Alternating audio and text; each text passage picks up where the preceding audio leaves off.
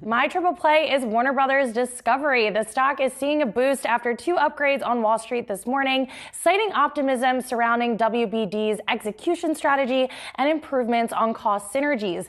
Analysts at both Wells Fargo and Wolfe Research upgraded shares to overweight and outperform respectively and raised their price targets to $20 a share. Wolfe's Peter Supino said after a rife 2022, quote, "The skeletons in Warner's closet have been accounted for and that the streaming giant is getting their sea legs." Wells Fargo's Steve Keyhall said the question for WBD is not the bull case, but the bear case. And if the company can execute well amid macro headwinds, the stock can, quote, absolutely work. So it feels like, guys, the word on the street, at least right now, is Warner Brothers Discovery. It's so bad that it might just be good. So that's what I got from these. Well, I think it's going to be so interesting to see how they bundle their services and all the details that are going to go into that, because we're supposed to get more details on that in April.